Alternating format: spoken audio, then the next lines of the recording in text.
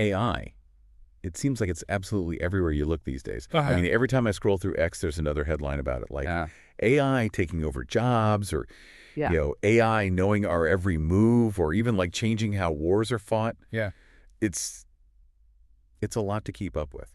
Yeah. It really does feel like it's gone from, kind of that realm of like science fiction to like front page news incredibly fast. Yeah, you're not kidding. So we're doing a deep dive today into 3 big AI topics. First, we'll look at job automation, the impact of AI on jobs. And then second, we'll dive into privacy and, AI's role in personalization. And then that third and final topic, we'll talk about the ethics of using AI in warfare. Yeah, I think those are some of the biggest conversations we need to be having right now because AI is not slowing down anytime soon. Not at all. Okay. So let's jump right in. This question is everywhere. Is AI coming for our jobs? I feel like that's what everybody wants to know. Yeah. It's definitely one of the most talked about things on X right now. And you've got, kind of 2 very vocal sides to this debate.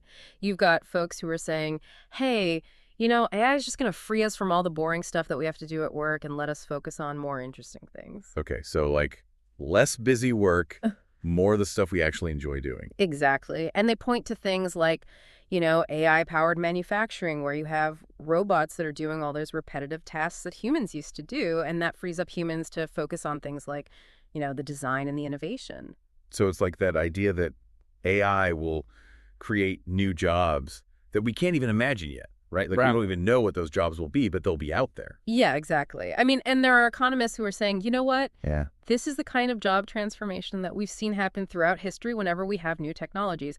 I mean, think about the Industrial Revolution, right? Like tons of jobs were lost, but so many new ones emerged as well. Okay, so history might be on their side.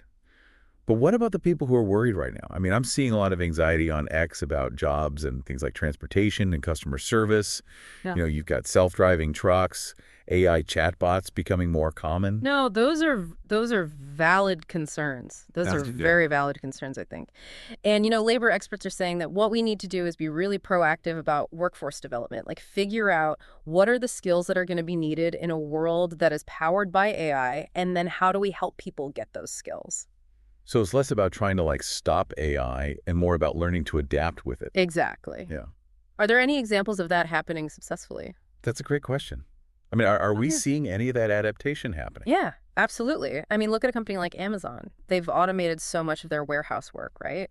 But they've also created a ton of new jobs in areas like AI system maintenance, robotics, and they even have programs specifically to retrain their employees whose jobs have been automated. So it's like rather than just letting people go, they're saying, okay, we still value you. Yeah. How can we transition you into this new type of work? Exactly. And they're finding ways to keep those people employed and valuable to the company. Yeah. Yeah. It's not just about AI taking jobs. It's about how we manage that shift in the job market. Right. And making sure people don't get left behind in that shift. So are there other examples beyond Amazon where we're seeing this successful kind of integration? Yeah, definitely. I mean, healthcare is another great example. AI is now being used to help with things like diagnostics, but that doesn't mean that doctors are out of a job, right? Right. That makes sense. So what does it look like? Instead, there are new roles emerging for medical staff who can oversee those AI systems and interpret the data they generate. So it's a partnership. Okay, so again, it's not doom and gloom. Right. It's figuring out how humans and AI can actually work together more effectively.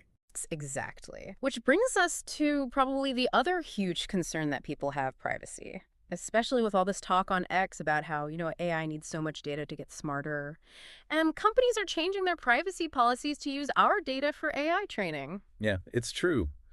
And it does feel like there's this trade-off happening, right? Like we love the convenience of personalized experiences online, like having curated feeds or getting product recommendations that are just for us. Yeah. But that often means giving up some of our data to make it happen. Yeah, it's definitely a complex issue. You've got some people on X saying, oh, I'm already sharing so much online. What's a little more data for better AI? Right. And it's like, does it even matter at this point, But then you've got the other side who are saying, hold on a second. Mm-hmm. Our data is connected to our identity, our security, our autonomy. Like, it's not something to be taken lightly. It's really not. And it does make you worry about what happens if that data gets into the wrong hands or is used in ways that we didn't actually consent to. I've seen a lot of talk on X about data breaches and surveillance and, how AI could make those risks even bigger. Yeah, those are all very valid concerns. It's a little scary. It makes you wonder, When you click agree on those data usage agreements, are you really giving informed consent? Like, do we even understand what we're agreeing to most of the time? That's a really key question, and it's something that legal experts are really struggling with right now. We're seeing new privacy laws popping up, like GDPR in Europe, Hmm. but then there's talk of even stricter regulations in other parts of the world. So it's like trying to play catch up with this constantly evolving technology. It's a huge challenge. It's a Yeah. huge challenge. And, it's not just about the laws themselves, it's about ethical design, too. Yeah. Privacy experts are really pushing for what they call privacy by design, which means building those privacy protections into AI systems right from the start. So instead of it being an afterthought, it's like baked into the core of the technology. Exactly. And there are some promising technologies being developed to try to address this, too, like, differential privacy, which aims to use data for AI training without revealing sensitive personal information about individuals. So we could still get all those great AI insights without having to compromise our privacy. Right, potentially. It's definitely a possibility. But it's going to take a combination of legal frameworks, ethical guidelines, technological innovation, and public awareness to really navigate this new landscape. It's a lot of moving pieces. It is. It's a lot. And speaking of navigating tricky terrain, let's talk about what is probably the most ethically complex area of AI. Its use in warfare. Like, we are entering a whole other level of debate here. This one feels different. It feels heavier somehow. It is. We are talking about life or death decisions on the battlefield. This is where AI's potential benefits and risks have the highest stakes possible. And I am seeing a lot of strong opinions about this on X. Some people are saying that AI could actually make war less destructive Okay, how so? by increasing the precision of strikes and reducing civilian casualties. Okay, so that's the argument from the people who are proponents of using AI in warfare. And they also say that, AI is able to react so much faster in combat situations. It can analyze data in real time, which, potentially reduces the risk to human soldiers as well. So the idea is that AI could eliminate some of that human error Yeah. and just make military operations more strategic and more calculated. Exactly. And some people even argue that, AI could give certain countries a strategic advantage in things like drone reconnaissance or cybersecurity, which has led to all this talk about a new kind of AI arms race. Oh, wow. So rather than it leading to less conflict, it could actually lead to more conflict. It's a possibility. And then on the completely opposite end of that spectrum, you have all these people who are extremely concerned about the idea of machines making life or death decisions. Like, we are removing human judgment and morality from warfare. And is there even a way to program morality into a machine? That's the question, right? Like, where do you even begin with that? And there's a global movement that has emerged called the Campaign to Stop Killer Robots, which is actively pushing for a treaty to ban these lethal autonomous weapons systems. Like, they're saying, we need to draw a line in the sand. I mean, it does seem like we need some kind of international agreement on this, similar to what we have with nuclear weapons. Absolutely. And legal experts are even debating right now whether existing international laws even apply to AI and warfare. Like, we may need entirely new frameworks to deal with the unique challenges that this presents. It feels like we're at this major historical turning point, almost like the invention of gunpowder or the atomic bomb. Like, these new technologies completely changed warfare, but they also forced us to confront these really difficult ethical questions. Yeah, it's a great analogy. And with AI, those ethical dilemmas are even more complex. Because we're not just talking about the destructive power of weapons, we're talking about the very nature of decision-making in war.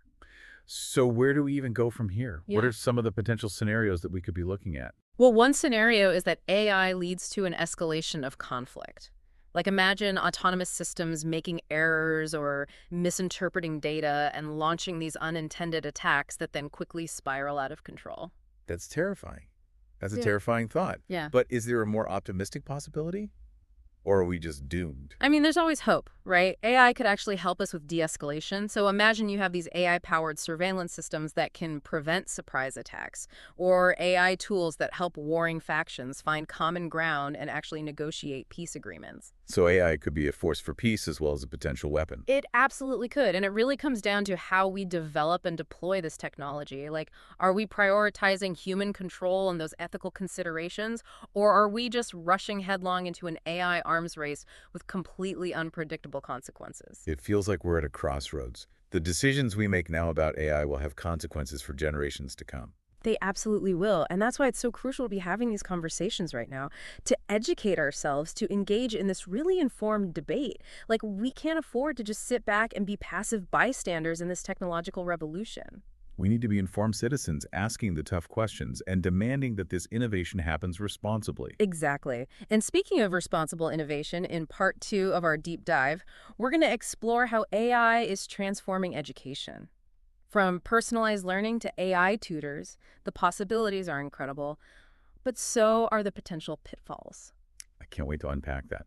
Okay, so we've talked about AI, kind of shaking things up in the workplace and raising some serious privacy questions. But now I want to shift gears a little bit and talk about how AI is poised to completely revolutionize education. I'm seeing a lot of buzz on X about AI tutors and personalized learning. It sounds pretty futuristic. It does have that kind of sci-fi feel to it, but it's becoming more of a reality every day. Like, imagine a classroom where AI can actually tailor the lessons to each student's individual needs and learning style. It's like having a personal tutor for every student. Exactly. Yeah. Available 24/7. That sounds amazing. No more one-size-fits-all curriculum. Every student gets the support they need to actually thrive. I can see how that would be a game changer for education. Yeah, absolutely. And AI can even track a student's progress, Yeah. identify areas where they might be struggling, and then adjust the learning materials to help them. So it's constantly adapting to the student's needs. That's incredible.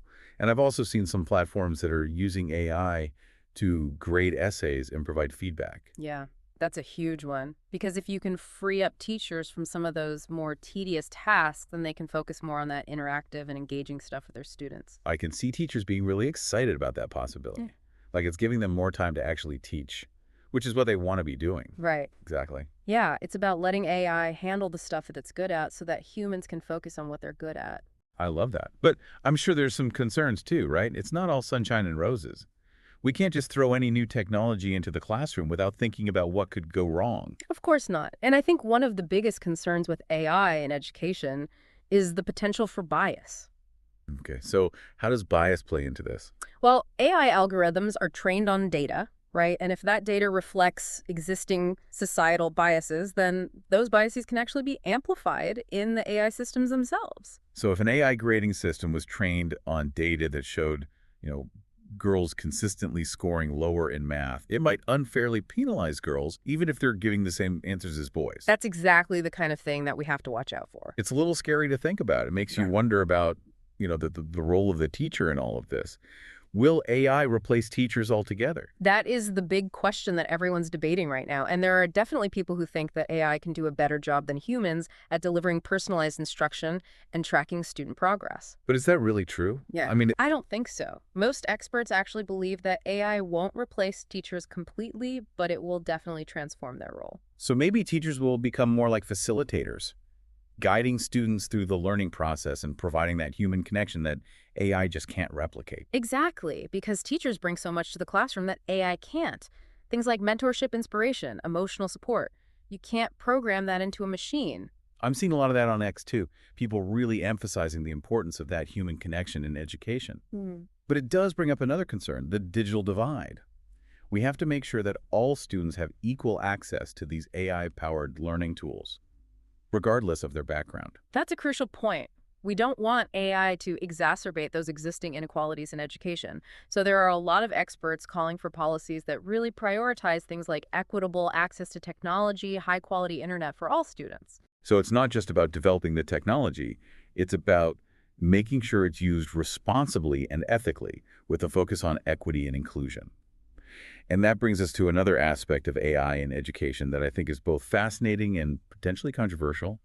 Its ability to personalize not just the learning content, but the learning environment itself. Yeah, now this is where things start to get really interesting.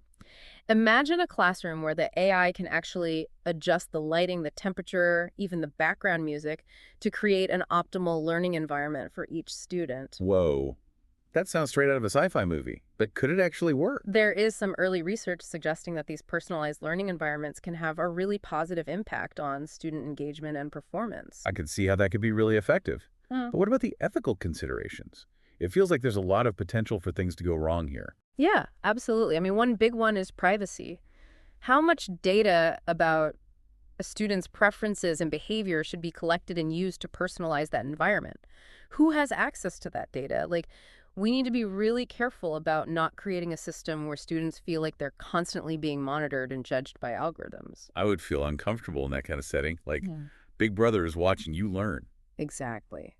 And then there's also the risk that these personalized environments could actually reinforce existing biases. Okay. How so? For example, if the AI system learns that boys tend to perform better in more competitive environments, it might create a more competitive learning environment for boys and a more collaborative one for girls. And that would completely defeat the purpose of trying to create personalized learning. It would. Yeah. So I think while these personalized learning environments have a lot of potential, we need to proceed with a lot of caution and make sure that they're designed and implemented in a way that's ethical, equitable, and respectful of student privacy. It's about finding that balance between innovation and responsibility, and making sure that we're not doing more harm than good. Exactly. And it all comes back to that theme of human oversight and ethical considerations in AI development. Like, we can't just let the technology run wild. We need to guide it in a direction that actually benefits everyone. Which brings us to another area where AI is starting to have a pretty big impact. The creative arts. Oh, yeah. From music composition to painting to writing, AI is kind of blurring the lines between human and machine creativity. It is. It's really fascinating. So you're telling me that AI can write poetry, like actual poetry? It can, and it's doing a pretty impressive job of it. There are AI systems that can generate poems, compose music, even create paintings that are really hard to tell apart from those created by humans. That's both fascinating and a little intimidating. Yeah. Does this mean that human artists are going to become obsolete? That's a question that's being debated in art circles all over the world. Some artists see AI as a threat, like it's going to replace them. But others see it more as a tool, like a new way to explore and express their artistic vision. So maybe it's not a case of either or, but rather a new kind of collaboration between human and machine. Yeah, I think that's a great way to look at it. AI can help artists to break through creative blocks, to experiment with new styles and techniques, and really push the boundaries of what's possible. Can you give me some specific examples of how AI is being used in the arts today? Like, Yeah. how are artists actually using it? Sure, there are AI systems that can analyze a musician's previous work, for example, and then generate new melodies or chord progressions that fit with their style. It's like having an AI songwriting partner. Wow. I've also heard of AI platforms that allow artists to collaborate with AI in real time, Yeah. like co-creating works of art that blend human and machine creativity. Exactly. And as AI continues to evolve, we can expect to see even more of these innovative and mind-bending applications in the arts. I'm excited to see what the future holds. It feels like we're on the cusp of a whole new era of artistic expression. But it also makes me wonder how this is going to impact the way we connect with each other. That's a great point. And that leads us to another really interesting area where AI is making its presence felt human relationships. Wait, AI is affecting our relationships? How so? Well, think about the ways we already use AI to connect with other people. Dating apps use AI algorithms to match people based on their interests and preferences. Social media platforms use AI to personalize our news feeds and connect us with people who share similar views. I guess I hadn't really thought about it that way. But is it actually affecting our relationships in any meaningful way? There are some experts who believe it is. They argue that AI is changing the way we form and maintain relationships, both romantic and platonic. For better or worse? That is Yeah. the million-dollar question. Mm-hmm. On the one hand, AI can help us to connect with people that we might never have met otherwise. It can break down those geographical barriers and introduce us to new perspectives and ideas. So it can expand our social circles, expose us to different ways of thinking. That sounds like a good thing. It definitely can be. But there's also this concern that AI could actually lead to greater social isolation. How so? Well, if we're constantly interacting with algorithms that are just reinforcing our existing beliefs and preferences, then we might become less likely to engage with people who challenge our viewpoints. It's like we end up in these echo chambers where everyone just agrees with each other and we never have to confront different perspectives. Exactly. And we need that diversity of thought and perspective to grow as individuals and as a society. So how do we find that balance? How do we use AI to connect with others without becoming isolated in our own little bubbles? It's a complex question and there's not an easy answer, but one thing's for sure, we need to be aware of those potential risks and use it in a way that promotes healthy and meaningful human connection. So again, it comes back to intentionality and being mindful of how we're using this technology and how we're letting it shape our interactions with others. Exactly. And this brings us back to those core themes of this whole deep dive. The importance of ethical considerations, human oversight, and critical thinking in the age of AI. We need to be thoughtful and deliberate about how we integrate AI into our lives. Always asking ourselves, how is this affecting us as individuals and as a society? Especially as AI starts to challenge some of our most fundamental beliefs about what it means to be human. And that leads us to the final frontier that we're going to be exploring in this deep dive, the very nature of what it means to be human in this age of increasingly intelligent machines. It's a big one. I'm ready. Let's dive in. All right, so we've covered how AI is, impacting jobs, all those concerns about data privacy, the ethical questions around AI and warfare, and even how it's changing education and art. But now we're getting to the really big question. What does AI mean for our understanding of what it even means to be human? Yeah, this is where AI goes beyond just changing the world around us and starts to change how we see ourselves in that world. It's like it's forcing us to confront some really deep questions about our own nature. Like, if machines can learn and create and even solve problems better than we can, in some cases, what makes us unique? What makes us human? I mean, those are questions that philosophers have been grappling with for centuries. Yeah. And AI is bringing them front and center. Like, for a long time, we've defined ourselves by our intelligence, our creativity, our capacity for things like emotion and empathy.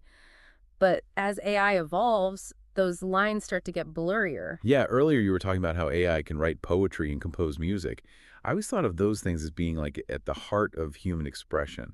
So if machines can do that too, does that mean that our own creativity is less special? That's a question that's causing a lot of debate right now. Yeah. Some people do worry that AI is going to devalue human creativity, but there's another way to look at it. Maybe AI can actually help us understand human creativity better. Okay. That's interesting. By studying how machines approach these creative tasks, we might gain new insights into our own creative processes. So instead of being a threat, it could actually be a tool for self-discovery. Like it's helping us understand our own minds better. Yeah, and it could even lead to a whole new renaissance in human creativity as we learn to collaborate with AI and push those boundaries even further. I like that. But creativity is just one aspect of what it means to be human. What about consciousness? Can machines ever really be conscious in the way that we are? I mean, that's a huge question. Maybe the biggest question in all of science. It feels like it. There's still no scientific consensus on what consciousness even is, let alone whether or not machines can achieve it. Some experts believe that consciousness is like an emergent property of complex systems. Okay. And that as AI systems become more and more complex, they might eventually develop consciousness. But then you've got other experts who argue that consciousness is something that's uniquely human, something that can't be replicated in machines. So it's still a mystery even in the age of AI. A big one. Yeah. And AI is forcing us to confront that mystery head on. Yeah. By trying to create machines that can think and feel like humans, we're actually gaining a deeper appreciation for the complexity and wonder of our own consciousness. It's like the more we learn about AI, the more we learn about ourselves. Oh, is that? Not just about consciousness, but also about our values and beliefs. Yeah. You mentioned earlier that AI is raising some really challenging questions about spirituality. Can you talk a little bit more about that? Yeah, for centuries, so many religions have taught that humans are these unique creations endowed with a soul or spirit that sets us apart from the rest of the natural world. But if machines can achieve consciousness, what does that mean for those beliefs?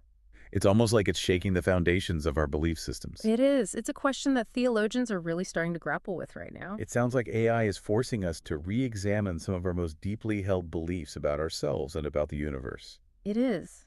And that can be a really uncomfortable process for some people. Yeah. But it can also be an incredibly liberating one. It can free us from these old dogmas and open us up to new possibilities. So maybe instead of fearing AI, we should embrace it as an opportunity for growth and self-discovery. I think that's a really good way to look at it. AI is not a threat to our humanity. It's a reflection of it. I like that. It's a tool that we can use to understand ourselves better and to create a better future. So it's not about man versus machine. It's about man with machine. Exactly. We need to move beyond the fear and the hype and start having those real conversations about how we want to shape the future of AI together. And those conversations need to happen everywhere, right? Absolutely. In our homes, in our schools, in our governments, online, Yeah. everywhere. This isn't just a technological revolution, it's a social and cultural one. Right. And we all have a role to play in making sure that it unfolds in a way that benefits all of humanity. Well, I think we've given our listeners a lot to think about today. I think so. From those very practical implications of AI on jobs and privacy to the bigger philosophical questions about consciousness and even the meaning of life. It's been quite a journey. It has. And this is really just the beginning. The AI revolution is still in its very early stages. The coming years are going to bring even more amazing breakthroughs and even more challenging ethical dilemmas. So what's the takeaway for our listeners? What should they do with all of this information? I think the most important thing is to stay informed, stay engaged, and stay curious. Okay. Don't be afraid to ask tough questions, to challenge assumptions, and to really think critically about the role of AI in your own life and in the world around you. That's great advice. And remember, this isn't just about the future. AI is shaping our world right now. The choices that we make today will determine what that future looks like. So let's make those choices wisely, thoughtfully, and with a deep sense of responsibility for the well-being of ourselves, our fellow humans, and the planet that we all share. Beautifully said. Thank you so much for joining me on this deep dive into the world of AI. It's been an incredibly enlightening conversation. The pleasure was all mine. And to all of our listeners out there, thank you so much for tuning into the deep dive. We'll catch you on the next episode.